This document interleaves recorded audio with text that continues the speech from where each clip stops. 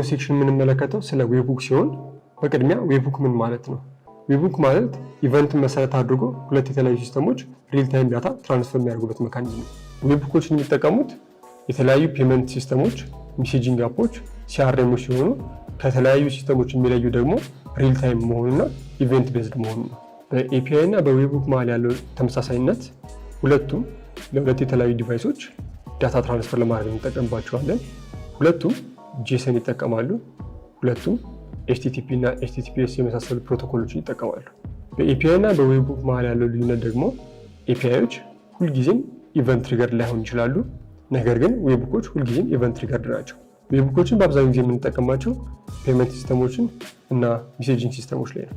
ዌብሁክን ፔመንት ሲስተም እና ሜሴጂንግ ሲስተም ላይ የምንጠቀምበት ምክንያት በአብዛኛው ጊዜ አውቶሜትድ የሆኑ ሰልፍ ድሪቨን የሆኑ ኢቨንቶች ስለሚያካትቱ ነው።